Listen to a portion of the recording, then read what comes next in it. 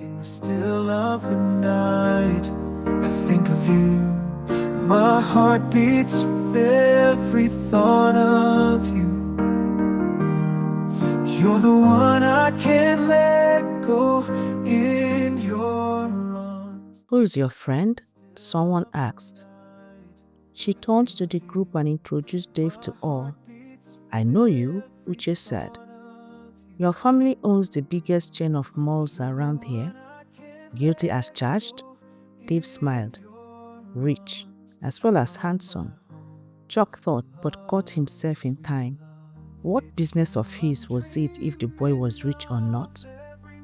From the time he laid his hands on her, he had decided that he was welcome to her. He didn't want a woman who could profess to love someone and then kiss another without a thought. He heaved a sigh and wondered why he was so angry at the moment. Refusing to believe what his mind was telling him, he began distracting himself by talking to Star. So, you are the black sheep that refused to join the family business? Stanley said. Yes, that would be me, Dave answered and sat down on Helen's seat. I will get you another seat, miss, the housekeeper said. Please don't trouble yourself, Dave said, and drew Helen to sit on him. Helen sat down not knowing what to do. Had she bitten out more than she could chew? Had she overdone it in her bid to tell Chuck that she was not one of those silly girls who fell over themselves to sleep with him? Would she now have to fight Dave off? She asked herself and looked at Chuck, and their eyes met. But gone was the cockiness, the longing, and the desire she had seen in them before for her. All she could see were cold resentment and cold dismissal. That startled her, and she began to wish that she didn't overdo it with Dave. Somehow she had brought back the Chuck she used to know, the Chuck who didn't care to know she existed. Okay everyone, I guess we're all here. Let's proceed to the beach, Mama said jovially. Helen felt she should make amends. She felt that Chuck needed some kind of explanation. She wasn't thinking right. She was aware of that, but somehow she wanted back the Chuck who wanted her.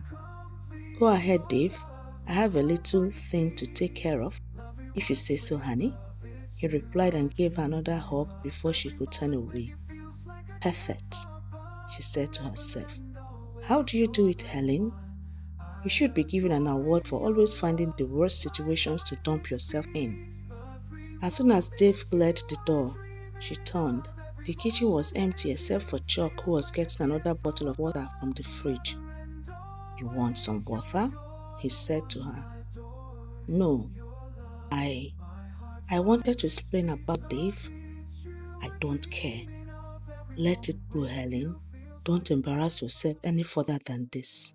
But at that point, having him understand seemed more important. Having him look at her with passion again was worth the embarrassment, she thought. I am sure you must be wondering who he is after what happened this. Yes, you're right. I was, but that was before I figured it all out. He stopped on his way out of the door. For a moment there, I thought you were actually different. He winked at her and left. Helen watched him leave, trying without success to stifle a sob. She found the nearest seat, gasping for breath as pain, anguish, and shame shot through her. She had him and didn't even know it. For a fleeting moment, she had her heart's desire, and she didn't even know it till she lost him. No, if that was true, if he felt anything more than the usual, it was not possible even for him to just shut it down, just like that. With that, she stood up to join the party. Helen walked slowly to the beach. She could hear the gleeful laughter of people already enjoying themselves. It sharply contrasted the feelings of disappointment and pain in her heart. She stopped as she came in view of the beach. Maybe it was all for the best. Chuck was a distraction she couldn't afford at this point in her life. There were important things she needed to do before she could settle down to the barest form of relationship.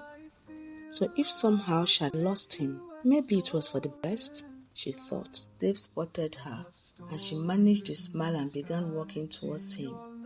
Chuck was a first-class womanizer.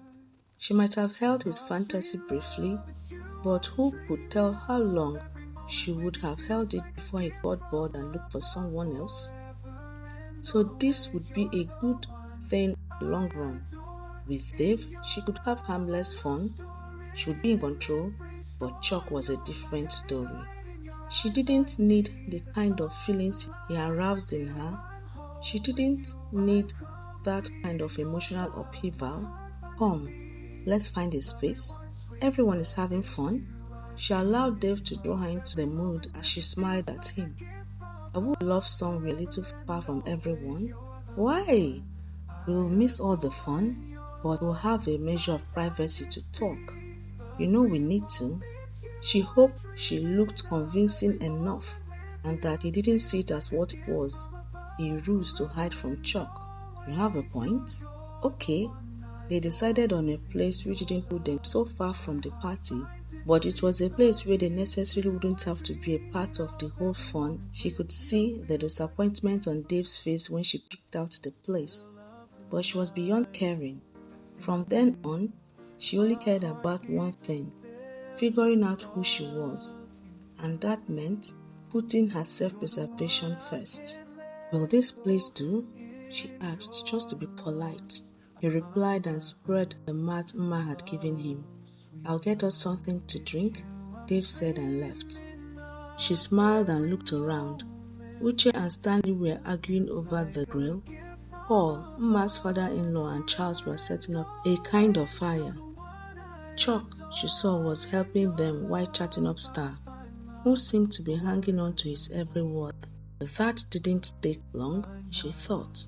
Then she was convinced that whatever feeling he had for her was more imagined than real. He had thought that if he made her believe they had a chance at something different, she would fall into his bed begging. Well, wasn't she the lucky one to see right through him? He was welcome to Star. Star had always had her eyes on him, always talking and joking about how she was going to seduce him or get him to the altar. She didn't know how much of her chatter was serious, but they were a perfect match for each other. Star wouldn't feel he was too good for her. She had her own charms, exceptional beauty, charisma to compete with his every day. She heaved a sigh and looked around for Dave. When she didn't see him, she stood up, deciding to take a walk. Walking down the beach would do her some good. It would help her clear her mind of all that was Chuck and probably put her in the party mood. Chuck watched her leave the safe distance she must have chosen to get away from him. He chuckled and bent down to hand Charles another wood for the bonfire they were building. If he was honest with himself, he would admit that recently he had begun to long for something similar to what Uche and Mma had, something strong and steady. He had thought he found it with Kim and tried more than he had ever done to make it work. But when he realized he was forcing on himself something he was not feeling anymore, he broke it off. He was sad that it didn't work out and had somehow blamed himself. He was damaged. Thanks to his mother, only a few people knew just how damaged he was. That was why it was difficult for him to trust any woman. But what he felt for Helen in just a short period was new and gave him hope that there might actually be someone out there who could make him believe in love. But it only took that same short period of time for her to prove him wrong and confirm to him that he was right. All women were the same, with the exception of Rose, Mma, and Eva. But finding women like them was like searching for a needle in a haystack. Hey, handsome, Eva said. Chuck smiled as heavily pregnant Eva waddled to his side. Whoever she is must be real important. Who is she? What are you talking about? I've been watching you for a while now. If I didn't know any better, I would say you have it hot for Helen. You have been staring at her so intensely. Eva laughed. Chuck was startled. He had to do better. He had to be more careful before people started reading too much into nothing. Pleased to know that you know better. So who is she? Not she. Just figuring some things out, he said. So is it triplets or what? Whoever thought you had this kind of fat in you? Once you find the right woman, it would be my turn to tease. She walked over and kissed Charles. I don't know what I'm doing here. Everywhere I turn, someone is kissing someone. Here, hand this over to him.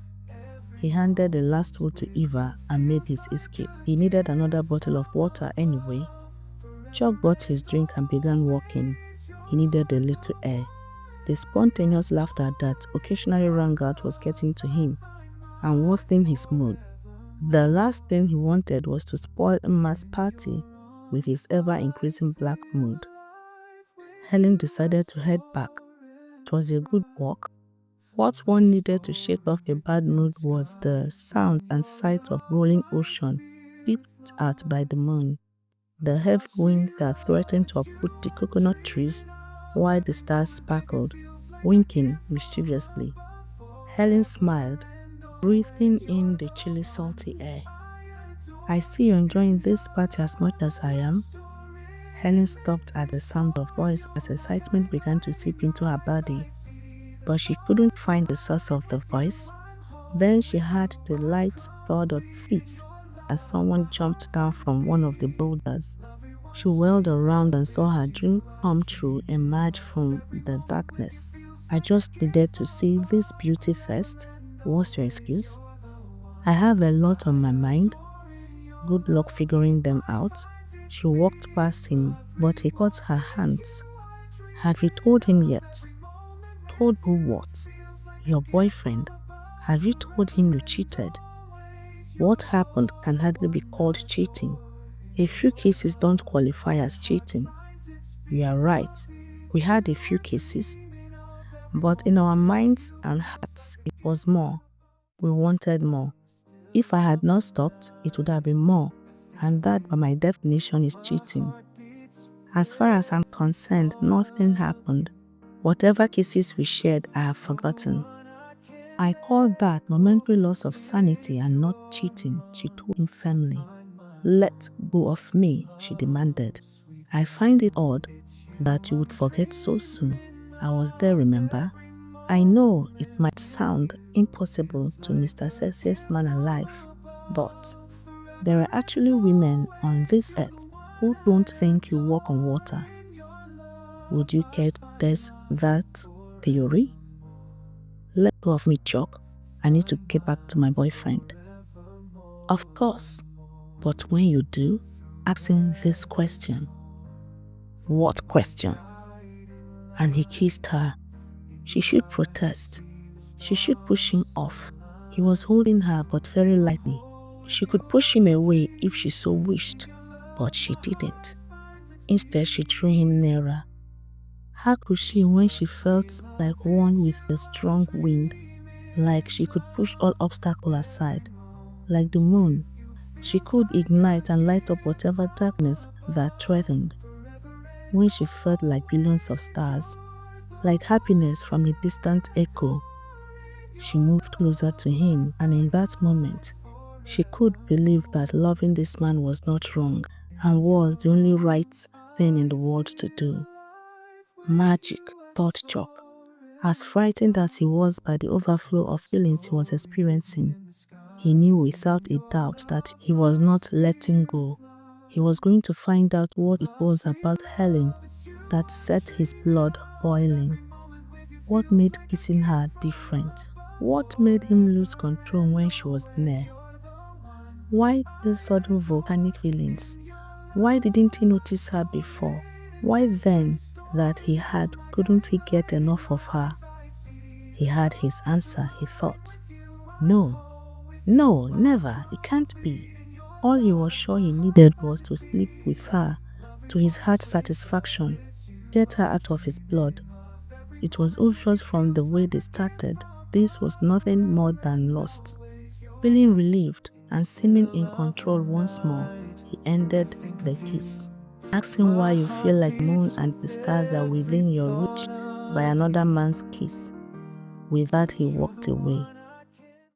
In the still of the night, I think of you. My heart beats with every thought of you. You're the one I can't let go. In your arms I find my home. Love, sweet love, it's you I'm dreaming of. Every moment with you feels like a gift from above. Forever